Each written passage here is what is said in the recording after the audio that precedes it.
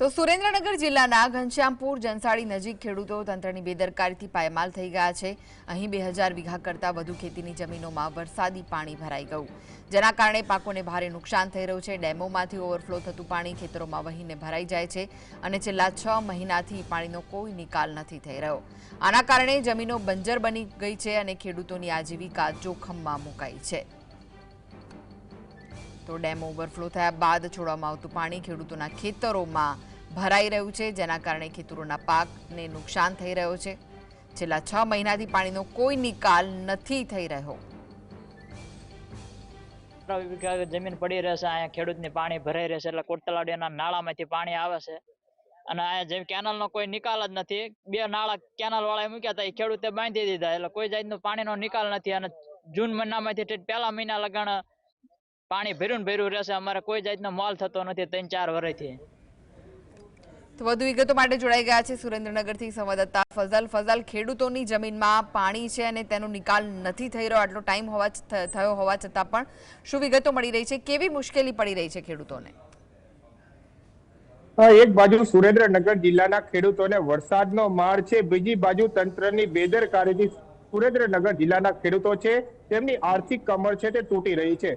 ખાસ કરીને સુરેન્દ્રનગર જિલ્લાનું જે લીંબડી પાણસીણા વચ્ચે આવેલું ઘનશ્યામપુર અને જનસાડી ગામની અંદાજિત 2000 વીઘા જેટલી જમીનો ઉપર વરસાદી પાણી ઉપરાંત તંત્ર દ્વારા જે ડેમો મારફતે છોડવામાં આવતા પાણી છે તે ભરાઈ ગયા છે, જેને લઈને ખેડૂતોના ઊભા પાકોને નુકસાન પહોંચી રહ્યું છે। 2000 વીઘા જમીન ઉપર પાણી ફરી વળવામાં આવતા કપાસ, મગફળી જેવા એરંડા જેવા પાકોનું ખેડૂતો દ્વારા વાવેતર કરવામાં આવ્યું છે, ત્યારે હવે પાણી ફરી વળતા ખેડૂતોમાં રોષ જોવા મળી રહ્યો છે।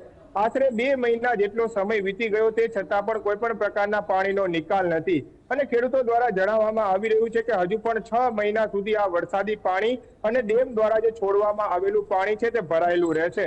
દર વર્ષે આ સમસ્યા ઉદ્ભવી રહી છે, જેને લઈને ખેડૂતોમાં હાલમાં રોષ જોવા મળી રહ્યો છે। સ્થાનિક ખેડૂતો દ્વારા મુખ્યમંત્રી, સ્થાનિક વહીવટી તંત્ર તેમજ નર્મદા વિભાગને વારંવાર રજૂઆત કરવામાં આવી છે। જ્યારે પણ વધુ પડતો વરસાદ વરસે અને ધોળીધજા ડેમ ઓવરફ્લો થાય તેમાંથી જે પાણી જતું હોય તે 13 ગામોમાં ભરાઈ રહ્યું છે, તેની સમસ્યા છે તે ઉદ્ભવી રહી છે।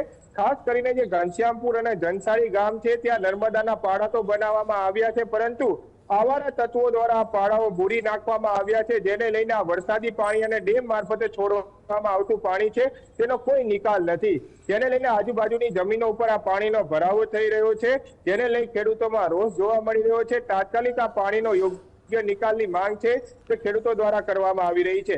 એક બાજુ સુરેન્દ્રનગર જિલ્લામાં ચાલુ વર્ષે 130% કરતા પણ વધુ વરસાદ ખાબકવા પામ્યો છે। પહેલાથી જ મોંઘી મજૂરી, મોંઘા બિયારણો અને મોંઘી દવાઓ, મોંઘા ખાતર ખરીદી અને ખેડૂતો દ્વારા વાવેતરો કરવામાં આવ્યા છે, પરંતુ આ કુદરતી આફત તો એક બાજુ યથાવત છે, બીજી બાજુ આ તંત્રના અધિકારીઓની બેદરકારીથી આ પાણીનો ભરાવો થઈ રહ્યો છે, જેને લઈને ખેડૂતોના ઊભા પાકો છે તે સુકાઈ રહ્યા છે અને બળી જઈ રહ્યા છે। તાકીદે તંત્ર દ્વારા યોગ્ય કાર્યવાહી કરવામાં આવે અને જે જમીનનું નુકસાન થયું છે, જમીન ધોવાણ થયું છે તેનો સર્વે કરી અને સહાય ચૂકવવાની માંગ પણ ખેડૂતો દ્વારા કરવામાં આવી રહી છે। ઘનશ્યામપુર અને જનસાડી આજુબાજુમાં આવેલા અંદાજિત 130 થી વધુ ખેડૂતોના જમીનોમાં પાણીનો ભરાવો થઈ ગયો છે અને હજુ પણ આ 6 મહિના સુધી પાણી ભરાયેલું રહે તે પ્રકારની પરિસ્થિતિનું નિર્માણ થયું છે। તંત્રના અધિકારીઓ એસી ઓફિસ છોડી અને તાત્કાલિક આ ખેડૂતોની વહારે જઈ અને જે નુકસાન થયું છે તેનો સર્વે હાથ ધરી અને જમીન ધોવાણ સહિતની જે મળતી રકમ છે, વળતું નુકસાન છે તે તાત્કાલિક ચૂકવે તેવી ખેડૂતોની માંગ છે અને આ મુદ્દે 130 થી વધુ ખેડૂતો દ્વારા મુખ્યમંત્રીને પત્ર લખવામાં આવ્યા છે અને સિંચાઈ વિભાગને પણ રજૂઆત કરી અને નુકસાની અંગેની રકમ છે તે તાત્કાલિક ખાતામાં જમા કરી અને સહાય ચૂકવવાની માંગ કરવામાં આવી રહી છે। જી, ખેડૂતોના આગામી પગલાં શું હોઈ શકે છે હવે? ખાસ કરીને છેલ્લા અનેક વર્ષોથી આ જનસાડી અને ઘનશ્યામપુર ગામની સૌથી મોટી સમસ્યા છે। ખેડૂતો દર વર્ષે આવા વાવેતર કરતા હોય છે, પરંતુ તેની પાછળ થતો ખર્ચ પણ નથી નીકળતો હોતો અને ધોળીધજા ડેમ ઓવરફ્લો થાય ત્યારે આ જે તમામ જે 130 જેટલા ખેડૂતો છે, 2000 વીઘા જમીન છે ત્યાં પાણી ભરાઈ જતા હોય છે અને ખેડૂતો 6 મહિના સુધી ખેતરમાં નથી જઈ શકતા।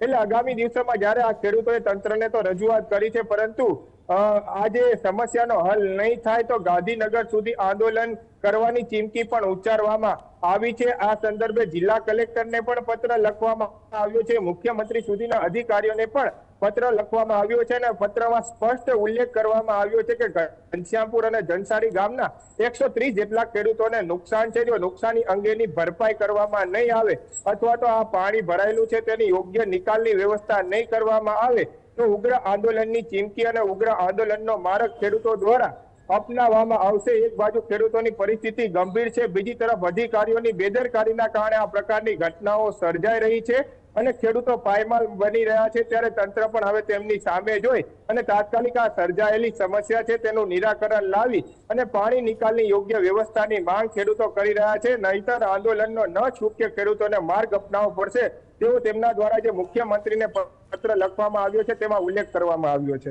જી આભાર ફઝલ સમગ્ર માહિતી